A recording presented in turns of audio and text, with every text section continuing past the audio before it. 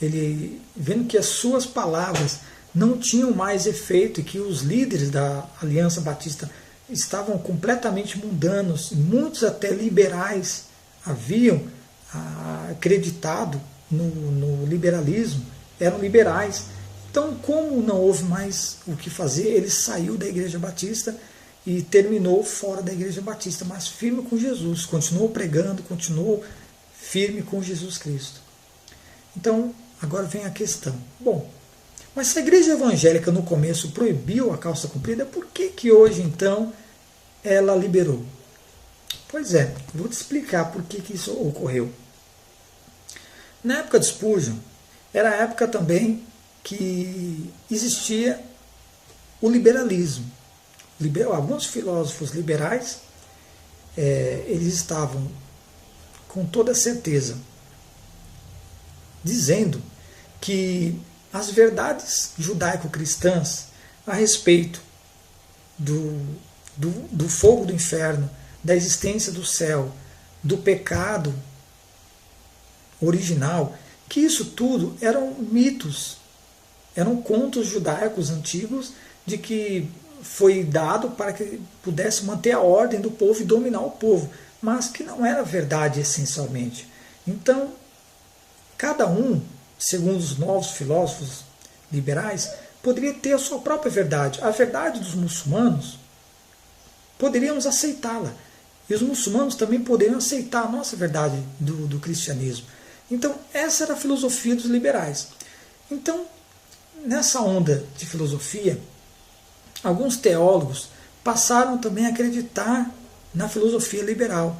Dentre eles, Bultmann, que foi um teólogo liberal alemão, sempre assim, vem da Europa, veio da Alemanha, Paris, Londres, chega na América do Norte, Estados Unidos, depois vem para o Brasil, que não foi tão afetado. Os seminários brasileiros não foram tão afetados, mais discretamente. Sim, foram, mas nem tanto como na Alemanha, onde foi o berço do liberalismo teológico.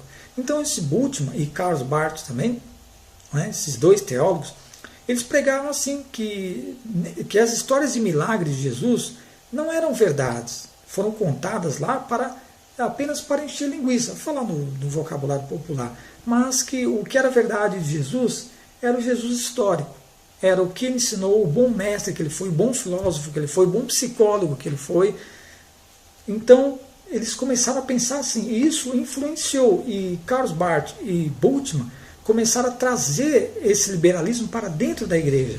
Então foi aí, nessa época de Charles Spurgeon, que ele viu que o liberalismo e o mundanismo estavam entrando na igreja, foi quando a moda, já que tudo era relativo, não é? Porque segundo a doutrina liberal é assim, bom, é mito. Se é mito, é relativo. Você acredita ou não que Jesus multiplicou pães? Bom, se você acredita, eu respeito você. Agora você tem que me respeitar porque eu não acredito. Mas ambos podemos viver pacificamente dentro da igreja. E você prega o que você acredita e eu prego o que eu não acredito. Spurgeon foi contra isso. Spurgeon diz que temos que crer no Evangelho, nas doutrinas do inferno, nas doutrinas do céu, nas doutrinas do pecado original. Temos que crer em tudo isso. Então, quando Spurgeon ele viu que não havia mais o que fazer, ele saiu da igreja, porque a moda estava vindo de Paris, entrando em Londres, entrando na igreja. Por quê? Por causa desses filósofos alemães que passaram a influenciar a igreja através da teologia, que quem aprendeu com eles foram os teólogos Karl Barth e Bultmann, aprendendo essa doutrina, esse ensinamento da filosofia secular, eu posso até dizer destrutiva do inferno. Eles passaram então a dizer para os irmãos, nem tudo devemos crer na doutrina, nem tudo ali, tudo pode se contestar, nem tudo é verdade. Será mesmo que Jesus andou? Veja bem, irmãos, não é o que eu acredito, estou expondo a doutrina liberal, a teologia liberal. No que a teologia liberal acredita, no que Bultmann, esse teólogo alemão liberal, acreditava. Entenda bem, eu acredito sim, milagres, creio em Jesus Cristo, creio no Espírito Santo, creio no pecado original, creio no inferno, creio no céu. Sim, mas para que você entenda que esse ensinamento filosófico destrutivo minou a igreja na época de Spurgeon. Spurgeon viu isso ele soou alerta e ninguém quis ouvir. Então foi nesta época, vindo depois do século XX, início, veio a Primeira e Segunda Guerra Mundial. Então, o que acontece? Esses teólogos liberais, eles começaram a dizer, não, por que não? Se a mulher lá fora está usando a calça comprida, por que não dentro da igreja? Não há problema, tudo é relativo. Ou seja, se você acredita que a mulher não pode usar calça comprida, amém. Só que eu não acredito que a mulher deva ficar sem usar. Então, quer dizer, existem duas verdades. O que Bultmann dizia é que existe a verdade do muçulmano, existe a verdade do irmão do irmão cristão. Então existem várias verdades, quando que na verdade foi um erro pernicioso, terrível, que destruiu a igreja até os dias de hoje. Porque na verdade não há duas verdades. Ou você crê no verdadeiro evangelho, ou você não crê. Mas vindo com essa ideia, com esse pensamento, ninguém mais pode julgar. Por isso que hoje em dia nós vemos, bom, mas quem é você para julgar? Por quê? Porque isso já vem da filosofia da nova teologia liberal, que a teologia liberal diz, não, para que julgar? Você não tem o direito de julgar. Se existem duas verdades, o que para você é verdade, para o outro é mito. E que para o outro é mito, para o outro é verdade. E vice-versa. Não há, então, uma verdade só. Existem muitas verdades no mundo. É globalização. Todas podem caminhar juntas e cada um respeitando o ponto de vista do outro. O que dentro da Bíblia, isso é heresia. Assim, então, se permitiu o uso da calça comprida, tendo essa linha de pensamento. Não, nem tudo é pecado. Quem é você para julgar? Bom, mas se ele gosta de usar, não tem problema. A verdade dele é o que ele acredita. Então, se o outro não acredita, também é verdade que o outro não acredita. Existem 2, 3, 10 milhões de verdades, quando há uma só verdade. Então, vamos prosseguir aqui. Eu quero falar da estilista que inventou a mini saia, a Mary Kent. Mary Kent, a estilista que inventou a mini saia, diz. Veja a frase que ela diz quando ela inventou a mini saia.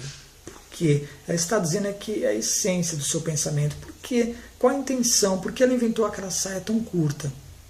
Ela diz, abre aspas, eu fiz as mini saias para que um homem possa olhar para você e dizer, aqui está uma mulher que me dá tudo o que quero. O vestido me diz isto. Veja bem, fecha aspas. Então, quer dizer, quando ela criou essa mini saia, ela criou para que os homens pudessem olhar para a mulher e dizer, olha, está aqui uma mulher que pode me dar tudo o que eu quero, sexo, prazer. Só olhando as vestes dela, o vestido me diz isso. Olha só, os homens iriam ver isso daí. Olhando pelo vestido, pela mini saia, os homens podiam dizer, bom, esta mulher aqui é uma mulher fácil. Essa mulher aqui ela é sensual. Essa daqui eu posso conseguir o que eu quero. Posso conseguir levá-la para a cama. Ou seja, então você vê que essa mulher, as estilistas que vêm, toda a moda que vem de Paris, Milão, hoje Milão, que vem de Londres, que vem de várias partes do mundo. Então, nós verificamos que toda a moda ela é feita para aguçar mais os olhos das pessoas, dos homens principalmente, para que eles possam admirar mais e mais, não mais a beleza interna da mulher, mas agora a beleza externa. Hoje é o exterior, é o eu. O que importa é o eu hoje. Ninguém mais quer viver, como dizem, né, antigamente, pensando no céu lá em cima. Hoje em dia querem viver o seu céu aqui embaixo. Hoje a filosofia é esta. Ninguém mais quer viver, sofrer uma vida como Cristo sofreu, dizendo que o reino dele não era esse, mas que o reino dele estava por vir, que era do céu, era do alto. Então ninguém mais quer pensar e seguir as passadas do mestre. Hoje em dia a nova filosofia diz, não faça como pensamento judaico-cristão, não, sofra, se martirize hoje, não, sofra hoje para que você possa lá no céu um dia morrer, depois ainda que morrer você ir para o céu. Não, hoje o novo pensamento é esse. A moda está aí, participe da moda, traga para dentro da igreja, curta o hoje, não tem problema, isso não é pecado. Se alguém dizer que é pecado, não, é a visão dele, é a verdade dele, você tem a sua verdade, e isso aí são coisas significantes, sendo que não é isso. Então veja o cerne, veja onde está então a raiz do mal. A raiz do mal está no pensamento, justamente na filosofia pagã que adentrou o segmento da teologia, e a teologia trabalhou dentro desse segmento e pôde moldar a pós-modernidade evangélica que vemos hoje. Então vemos isto. Para que foi criado a saia, a mini saia, pela própria criadora, segundo as palavras dela, Mary Kent. Bom, vamos dar a introdução então ao estudo, porque devemos falar, não apenas argumentar com o poder das palavras, mas que o poder tem que ser as palavras de Cristo, tem que ser a palavra do Evangelho, não o que eu acho, o meu achismo. Eu disse para você, desde 1930, 40, onde as mulheres começaram a utilizar até o dia de hoje, como eu expliquei como adentrou, como isso chegou dentro da igreja, como chegou até os dias de hoje. Então vamos dar início ao estudo então. Quero começar com você no primeiro passo, passo 1. Vamos ver então 1 Timóteo capítulo 2, versículos 9 a 10. Se você tiver a Bíblia, muito bem, se não tiver, você confira depois no vídeo. Então, diz assim: que do mesmo modo as mulheres se ataviem em traje honesto, com pudor e modéstia, não com tranças, ou com ouro, ou pérolas, ou vestidos preciosos, mas como convém a mulheres que fazem profissão de servir a Deus com boas obras.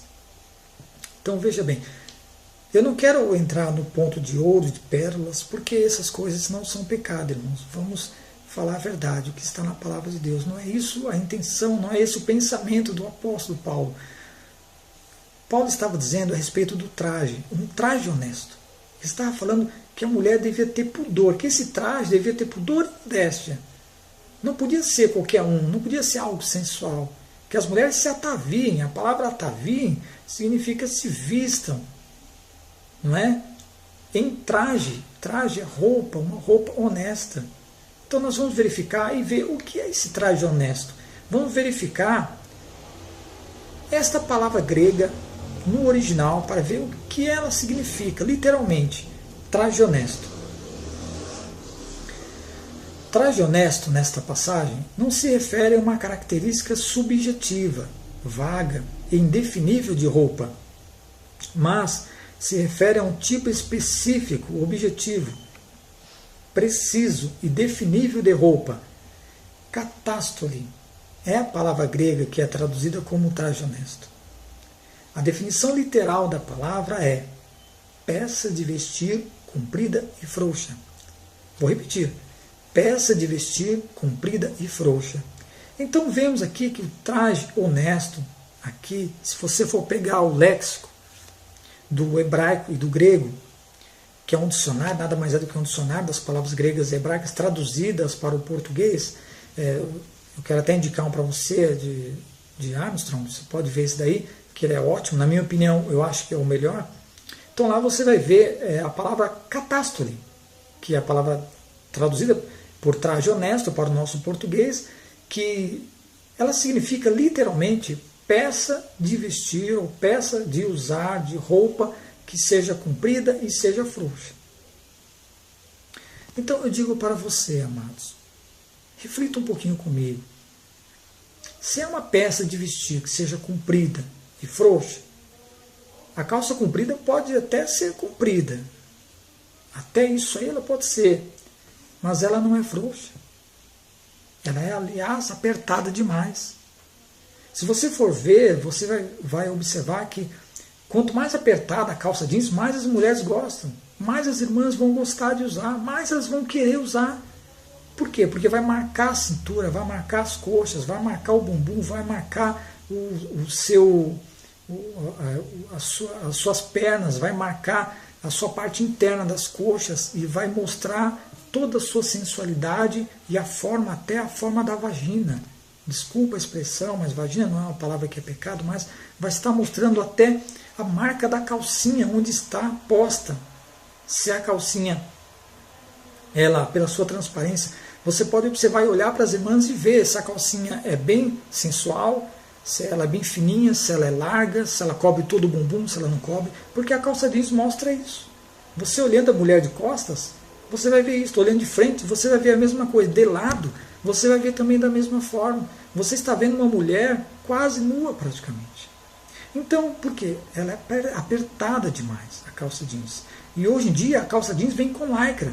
Ela aperta mais ainda. Ela deixa a forma completa do corpo da mulher. E se ela tem um corpo muito bonito, quer dizer, vai atrair a atenção dos irmãos dentro